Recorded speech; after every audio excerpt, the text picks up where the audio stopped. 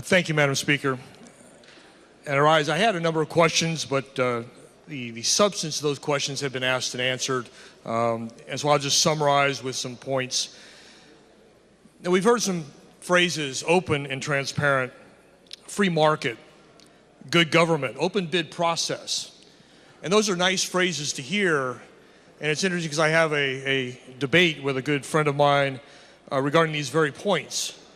And if this was 1776, we could have that conversation. But I will tell you, in the intervening 240 plus years, we have corrupted that process so that we are not a free market in many cases because we have made laws. We are not pure as we were 240 plus years ago, both at the state and federal level.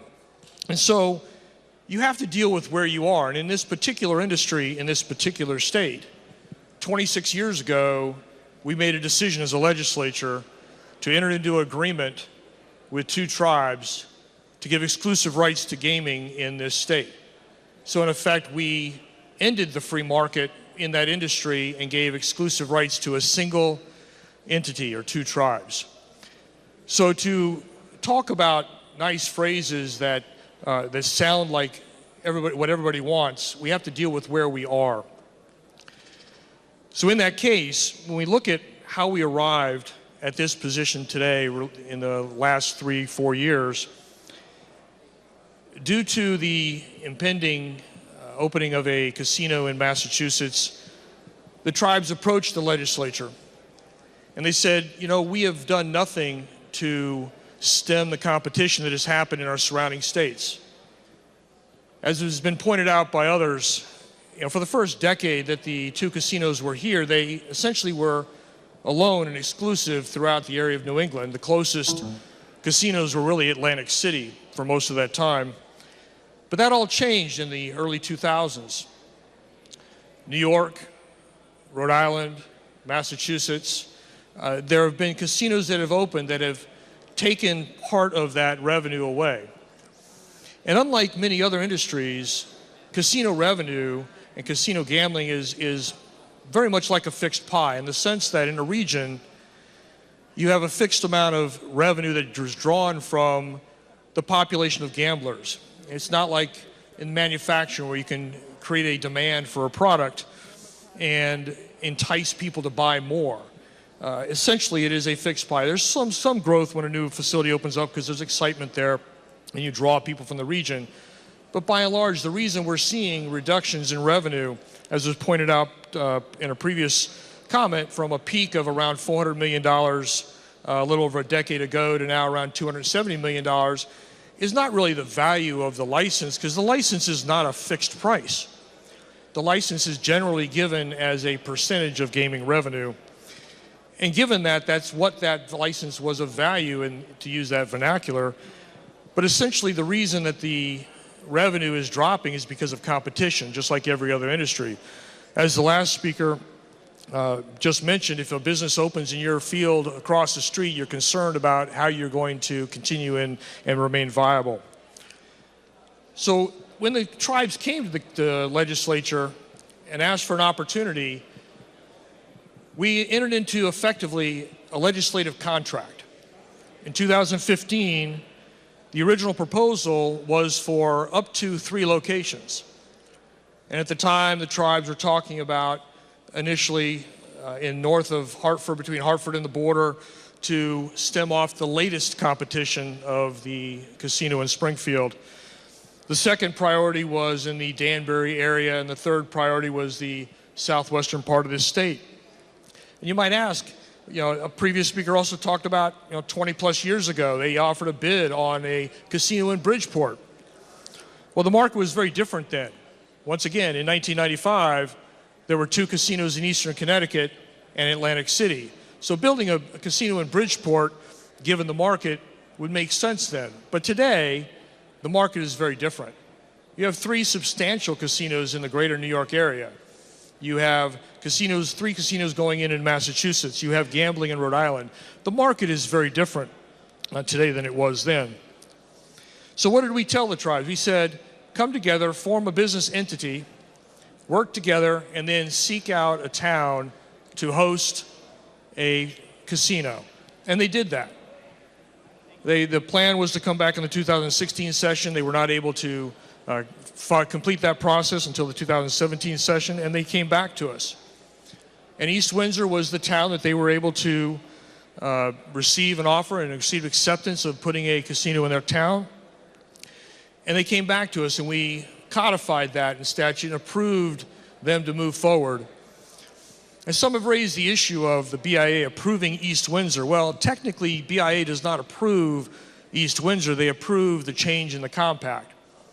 And if you look at their process is they have 45 days to review a change to reject, not to approve. At the end of that 45 days, much like we see in our own contracts that go on the House calendar, in 30 days they are deemed approved, the compact is deemed approved. The technicality that has not happened is the publishing of that decision in the Federal Register. And the tribes currently have a court case to try and have that happen. But that is the technicality that has not happened. So it is not accurate to claim that the BIA approves the East Windsor location. It's really the change in the compact. But I go back to what we've done over the last 3 years in approving the location East Windsor. We've entered into effectively a contract. By legislation, that contract is binding.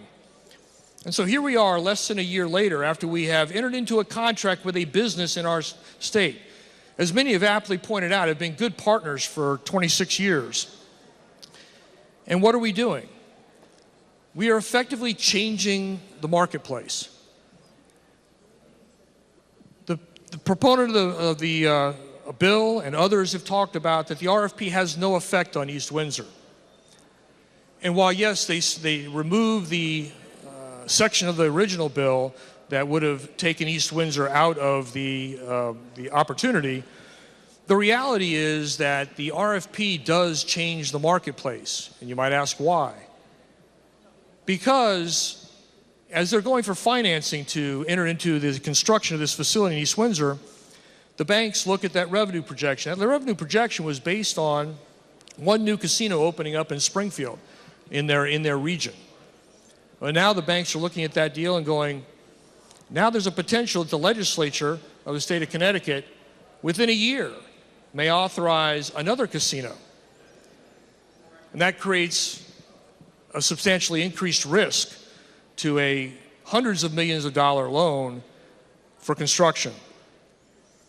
So it's very possible that there would not be a financial business a bank that would offer that loan based on just issuing an RFP, because it brings uncertainty to the marketplace. And banks, when they issue loans, they don't like uncertainty. So I would argue that the RFP does have a potential effect, and a very real effect, on the existing agreement that we have made with the two tribes to open a casino in the East Windsor area.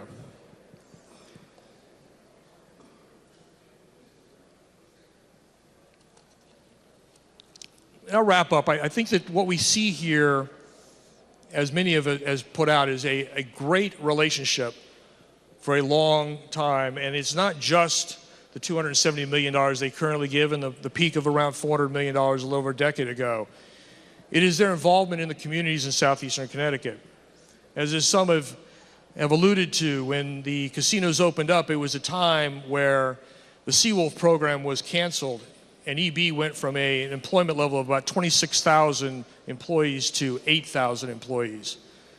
And absent the casinos, with substantial hiring in southeastern Connecticut, you would have had a significant depression in that localized area of our state, I predict. Now, we obviously didn't have a predictability of we were planning to have casinos open up, but it is interesting that the timing was such that it did allow southeastern Connecticut to not have as big an economic impact with losing 18,000 jobs in electric boat. What we're seeing now is a resurgence there, but it's been 20 plus years since that time. And as many have alluded, the tribes have been great partners, not just to the state of Connecticut, but also locally. If you look at the distribution of the suppliers and the service providers to those casinos, they spread well across the state of Connecticut. Fully 2/3 of the state of Connecticut is directly involved in that business. And there are businesses in our local area in southeastern Connecticut that are directly dependent on those casinos. I remember one such business in Groton, Paul's TV, came to our southeastern Connecticut delegation a little over a year ago and talked about the impact that the casinos have by buying their TVs and appliances through that business. And what the gentleman expressed to us is it was essentially worth 2 employees to him. And if the casinos stopped the business with him and those 2 employees went away, it is unlikely that he'd be able to stay in business. Within 6 months, Paul's TV closed. So clearly the equation changed in some fashion, but that is the impact and the economic benefit that the casinos bring to a region of southeastern Connecticut as well as across the state. So I would argue that gambling, ironically gambling with $270 million on red and rolling the dice, I don't think that's a good bet for the state of Connecticut. And I would urge my colleagues to turn down this RFP. And if we want to go forward with what would be a legitimate way to assess the market, is do a feasibility study. Get an expert. Because I would argue, just as was alluded to before, DECD has already stated they don't have the expertise to assess an RFP. And I will argue that the Department of Consumer Protection, that's not their purview. They issue regulations. They ensure that the market is fair for consumers, so they do not have the expertise to assess an RFP. So I would argue, who is going to do that? So if we truly want to know what the market will bear, there are experts out there that can do it. And I would argue that neither DECD, who has stated in testimony they do not have that expertise, nor the Department of Consumer Protection, who issues regulation and ensures fair consumer protection, neither of those have the expertise. So I would urge rejection of this bill, and if we want to proceed forward, then proceed forward with a feasibility study by a consultant that has the expertise to truly give us the information we need. Thank you, Madam Speaker.